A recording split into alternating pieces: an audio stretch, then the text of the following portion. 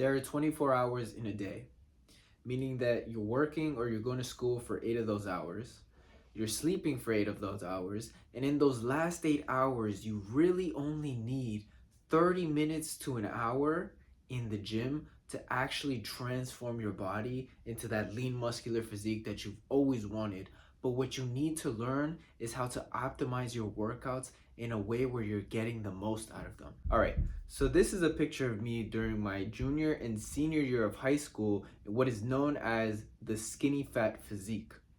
Back in those years, I was working out for 2 hours each training session consistently, and as you can tell, I was making little to no progress.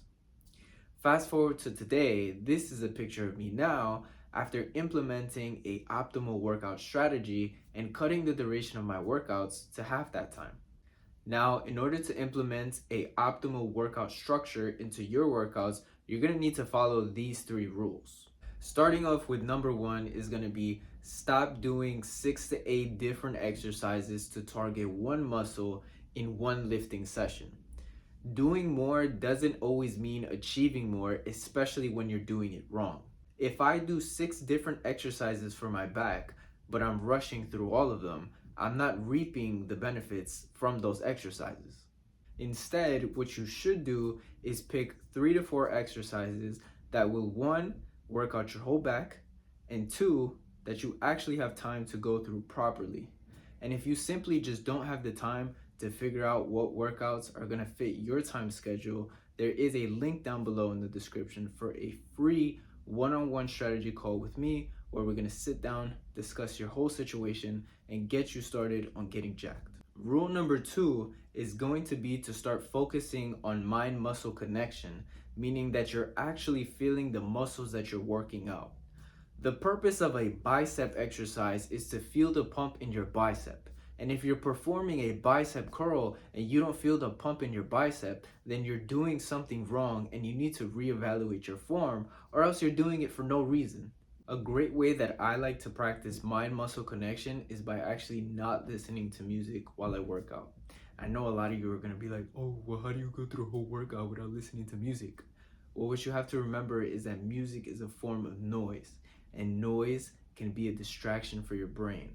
When you're performing these exercises, it's going to be very easy for your brain to get distracted if it's more focused on the beat of the song or even thrown off by the beat of the song. I remember back when I would listen to music heavily during my workouts, there would be times where I would go to put up weight and start my set, and all of a sudden a song would come up to my playlist that didn't exactly give me that adrenaline rush, and it would mess up my whole set.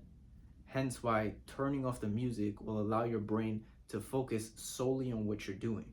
All right, so rule number 3 is going to be to prioritize slow and controlled movements to maximize your form instead of just putting up heavy weight or doing high amounts of repetitions. Look, nobody cares about the weight that you're putting up if your form is terrible and your physique looks like trash.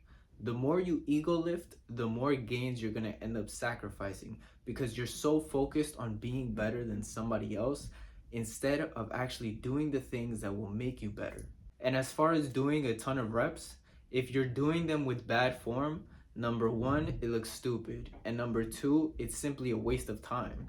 You really think that I'm gonna build a better physique doing 20 half-ass reps versus the guy who's doing 8 to 10 controlled reps? Obviously not. What you should be doing instead is picking a weight that you can do at least 6 to 10 reps with proper form. So I'm gonna give you an example of some obsolete form. When I do my incline bench press, I tend to put up the weight as fast as I want. Obviously making sure that when I get to the top, I squeeze and I hold that squeeze for a couple seconds, right?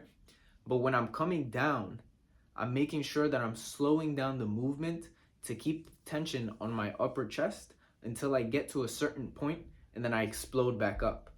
Now, once you start implementing these rules into your workouts, you're gonna notice 2 things.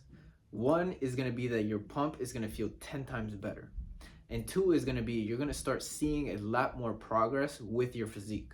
And once again, if you simply just don't have the time to figure out what workouts are gonna fit your time schedule, there's a link down below in the description, free one-on-one strategy call with me or analyze your situation and get you started on getting jacked.